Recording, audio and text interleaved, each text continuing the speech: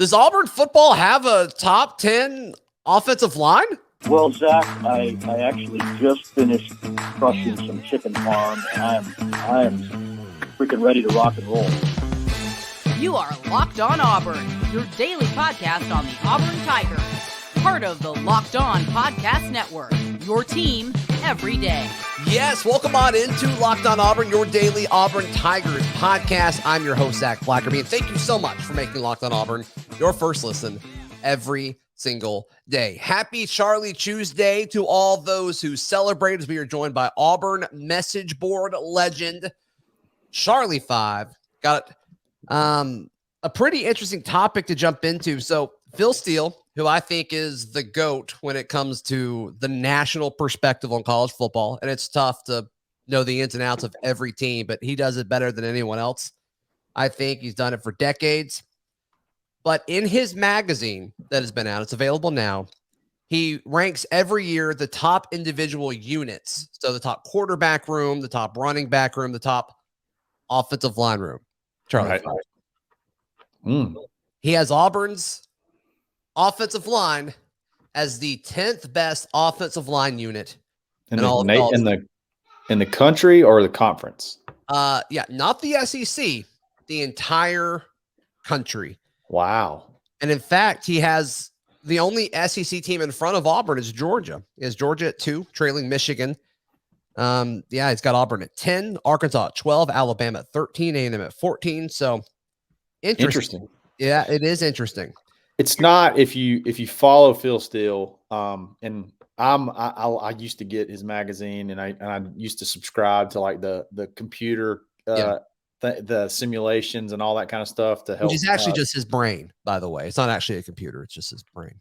Yeah, it might be, but he's big on returning experience, yep. And I would wager to say that if you looked at everybody, I would say we probably have the most experienced offensive line maybe in the whole country. Like we may have one of the most starts or most games played of guys in the country. I mean, Troxell's like 26 years old. Brahms is just under 30. I mean, we got a very veteran offensive line that have played a lot of games. So I can see from the Phil Steele perspective and what he values, how it could be ranked. Right. Pretty high. Yeah. And more times than not, returning starter is good. And like, even on Auburn's sake, like I'd rather have Nate Brahms this year than not. Sure. And that comes up in the blurb that he wrote. So next to Auburn being the 10th best offensive line, he says the Tigers O-line open holds for 4.7 yards per rush and allowed just 23 sacks in 2021. This year, they have 4 starters back, and the career starts jump up to 120. 8 offensive linemen are back with starting experience. An offensive tackle, Austin Troxell, has NFL talent. Ooh. Few things. Hit him. Not buying the Troxell stuff. Right. And I don't think even he is. Yeah, right. Like, I don't. Does he even win the right tackle job? Like, I genuinely don't know. That's going to be a battle. It's going to be a battle. Yeah, and I think a lot of people want Brendan Coffey to start there. So, like, I don't know about that one. Yeah, I saw a picture of Brendan Coffey with his shirt off the other day, and I want him to be the right tackle. It got me bothered. Okay.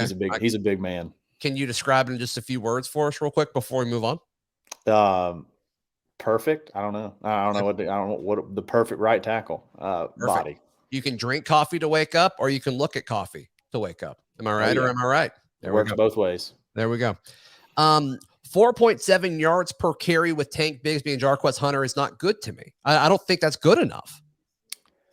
I don't know what the average is. What's a good rushing per attempt average? I don't really know. I'm with you. I would think over 5.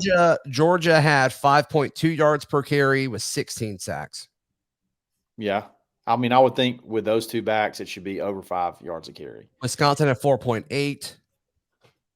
I would love to know our. I mean, it's in the ballpark. I just feel like with that elite running back, especially Tank, it should be higher than that. I just think it should be. I would love to know our conference rushing yards last year per attempt.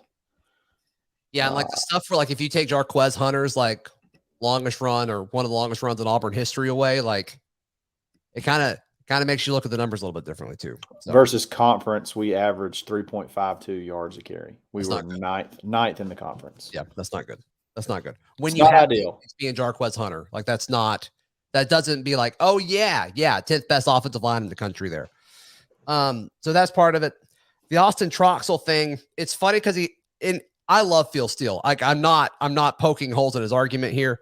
I will buy his magazine for as long as he puts it out. But the first part of his magazine every year, like here are the top draft eligible guys.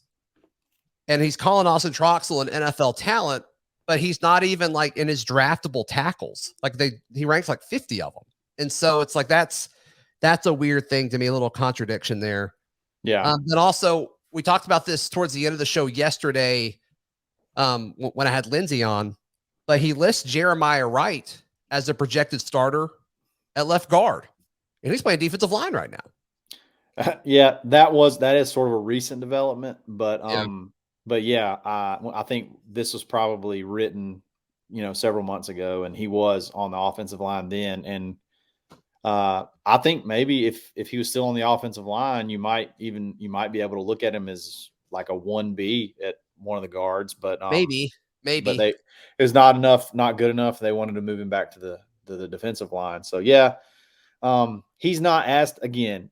A lot of his stuff comes off numbers, computers and things like that. And returning experience is big to him. So, from that, I don't think he's as locked in on the Auburn roster as you think. I think it's literally how many starts do they have?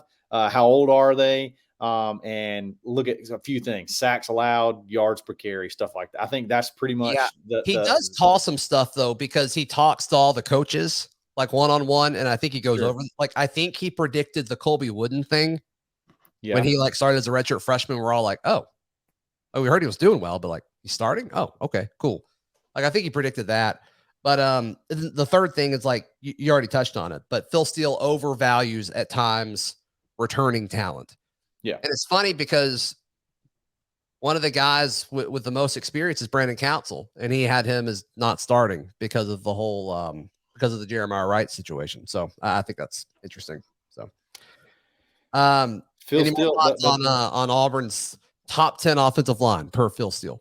I mean, I don't want to be too negative. I do think they'll probably be a little bit better just because it's another year in the system. And they're just another year older. The talent though just is what it is. I still feel like we're going to have a tough time running the ball. Maybe we don't. Maybe we figured that out. But right. I don't see 10th best in the country. I don't see. I would say maybe best case scenario would be like middle of the pack in the SEC. Maybe. Yeah, I was about to ask. Top 6 is top 5 in the SEC. Yeah, something like that. I think if they do that, Auburn has a decent year. I agree. If you can be somewhere around top 5, top 6, you could probably put some points up. Yeah, you're going to win some games. There's no question about it. All right. We talked about this a few months ago. Is Auburn recruiting going okay? Is it still too early? We touch on that in just a moment right here on Locked On Auburn.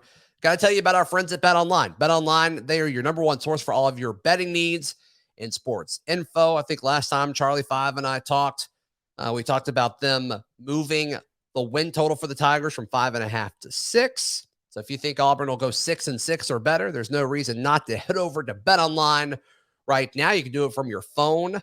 Their mobile website is extremely user-friendly when you pull it up on your iPhone or your Android device. Head over to the website today, BetOnline, where the game starts. All right, Charlie 5, schools all over the country and all over the SEC, they are adding big named recruits. 4- and 5-star guys are committing all over the place. National media only wants to talk about Arch Manning, but there are other guys committing to the top schools throughout all of college football. While Auburn's sitting here, they've had a ton of visits, and a lot of people are now starting to talk about this sarcastically. Ton of visits, yet still only 2 commitments so far. Braden Joyner, the guard, Terrence Love, the defensive back. I think they feel really good about those 2 players, but obviously, You need more than just two good players there. It's a big week, though. Yes. It's a big week coming up. And two guys at this point. All right, so we kept feeling like, okay, if we could just get to June, it's going to be a big month. We're going to have a bunch of big visits, and we did. Like we had a ton of top name guys, but it just seems like every time we get a hint that someone could commit or we lead for so and so, it's like we just can't quite doesn't happen. Get them to pull the trigger, and like here we are.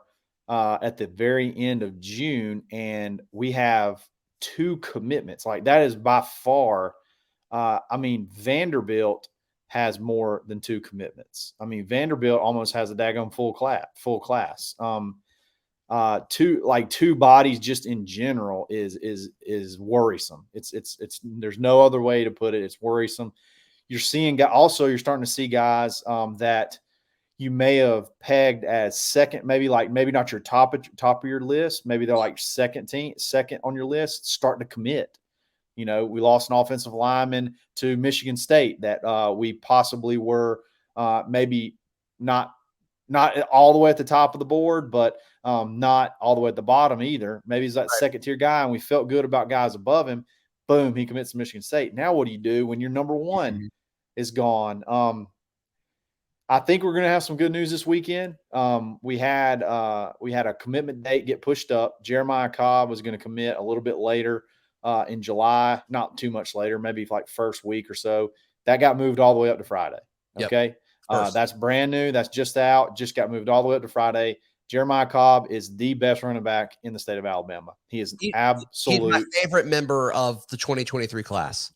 Oh, I really wanted Chris Vizena, but after Clemson scooped him away, Jeremiah Cobb, 100%. He is if he comes to Auburn, he will be my favorite member of this class by a lot. What's the running back from the Saints that he gets like 1 billion fantasy points every year? Kamara.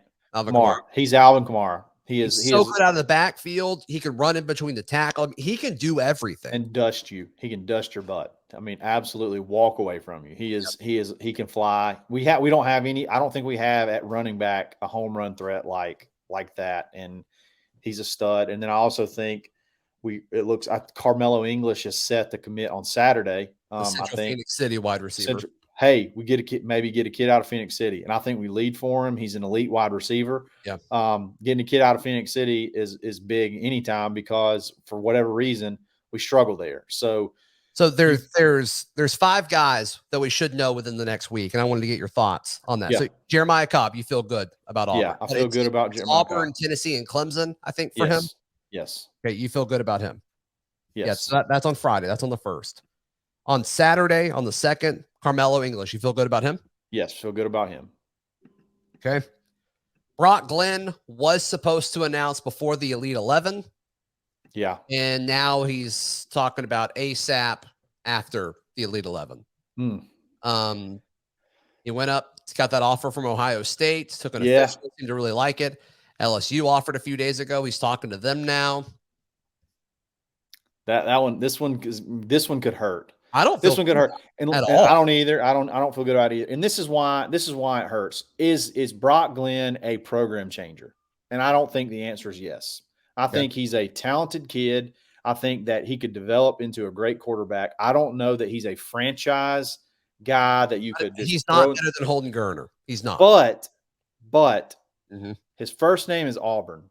He is an Auburn legacy, right? And it's just another one of those things. Vizena was your clear number 1 guy. You move on to Brock Glenn. You identify. This is another thing that's big. You're going where I want to go. Yep. You identify him early. Now, Mississippi State did offer him first. The Pirate offered him first, but we right shortly after him were his biggest school early, and we had those relationships. It was like a done deal. And then you almost get him like. It's time to okay, you love everything about it. Go ahead and let's pull the trigger. Let's get a quarterback in the class. He goes and shows out at the Elite 11, or the Elite 11 qualifier, starts getting a ton of offers. And then it's like, boom, Auburn is just not even, I don't even know that we're in the top 2 right now. I don't know that we're in the top 2 anymore. I don't know. I think right now we probably are, but will we in a few days? Will LSU pass? I mean, to me, it looks like he likes Ohio State. So from the program changing aspect, I don't think it wouldn't be a huge deal to lose him. But from a perception standpoint and Yes. the And a momentum in the class kind of thing. momentum in the class, having a quarterback in early, I feel like it's a big deal. And it's a bad look. So Yeah, and hopefully I talked we about can John rebound. Garcia last week. I was like, I don't know if he ever starts over Holton Gerder, but like it's so big for just building the class out. But Yes. I mean, you nailed it. The biggest takeaway, if Auburn does not land Brock Glenn, it's a big deal in the terms of everyone talked about, okay, Brian Harsin and this staff, if he's going to succeed and go toe-to-toe with Bama and Georgia, he's going to have to find these guys that are 3-stars that are underrated, that are not ranked high enough, and develop relationships with them, get in on them early. And he did that with Brock Glenn.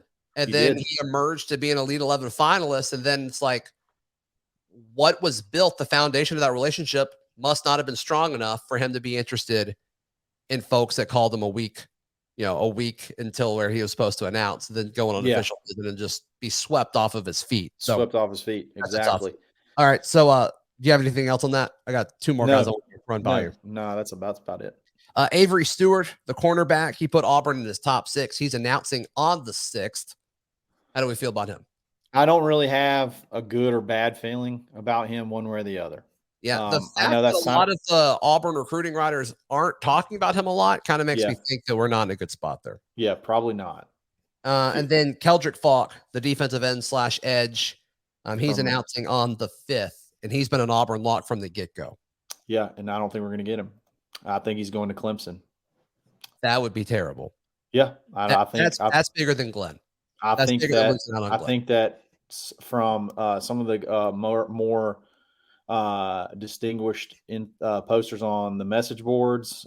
This is, like I said, this is not me pretending I have inside info. That's what you're hearing. Sure. Yeah, it's not looking good with Keldrick Falk. Clemson turned up the heat late.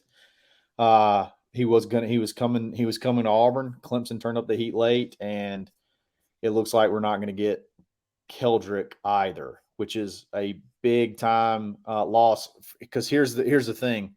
Now you're looking at possibly, I think Cobb may be 10 or 11 in the state of Alabama. I'm not 100% sure. He may not be in the top 10 in Alabama, which is a travesty. So I don't even really put a whole lot into that. But that puts you where you don't land. You possibly could not land one child inside of the top 10 in the state of Alabama. According to the 247 Sports composite, he is 18th. According to 247 Sports, he is the 16th player in Alabama. Talking about Cobb? Yep. Yeah. So, yeah, you're looking at possibly being shut out of the top 10 in the state of Alabama, which is just really, really not. It's not great. Not where you want to be. Not where you want to be. I mean, we talked about this 2023 recruiting class in the state of Alabama. I mean, we started talking about this 18 months ago. It was such a historically good class in the state. So that's a big deal. Hey, I asked you guys on Twitter, give me one word to describe your thoughts on this Auburn offseason so far, post the weird Harsin unneeded drama stuff, everything after that. Some of you followed instructions, gave interesting answers. We'll talk about that in just a moment, right here on Locked On Auburn.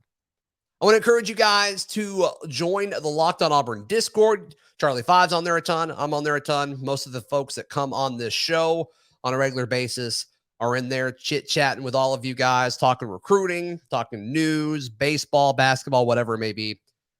The link to join that, it's free, is in the episode description down below. All right, Charlie Five. I asked folks to give me one word to this offseason so far. I asked this on Twitter. Albis said, he just said expectations. What do you think that means? There's a lot of them, I guess, or are we going to live up to them? I nailed it. Bruce Pearl fan club president said egregious. Egregious. Okay. I guess maybe some of the recruiting losses have been egregious. I don't know. Maybe that's where he's going.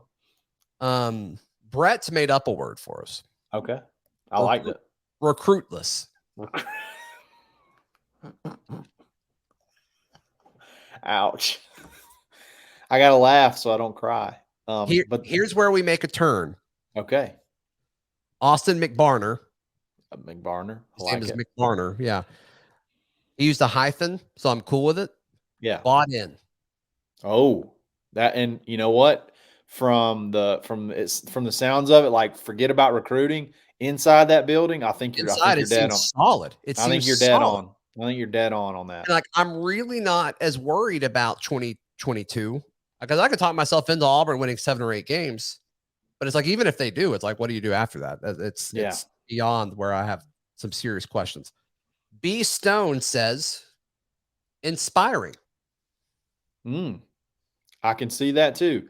In the face of everything that Harsin has been through in the offseason, I would say that the guys that he's gotten on campus, which last year he had a little bit to do battle with COVID because they didn't allow visits and stuff like that. But the opportunities that he has had some very impressive guys to get on campus that, you could do. Once you get them there, you can do everything you can to try to get them.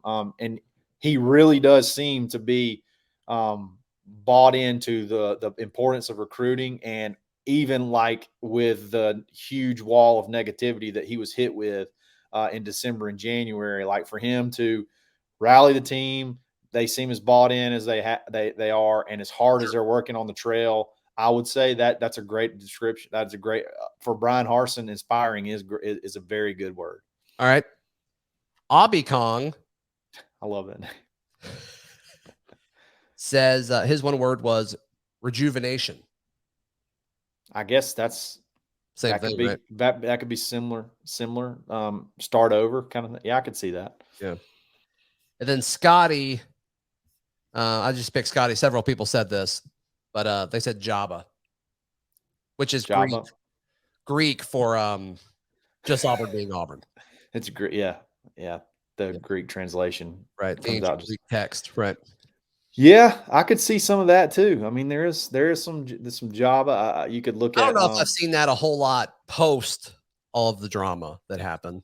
Yeah, I would say this is not mostly football, but like Auburn going to the College World Series and then like there being a virus that the team battles. Like, was that not there? Or was that at the Super Regional? I think it was at the College World Series. No, it wasn't. Yeah, because the third, I forget his name. The third, Cole Foster. Yeah.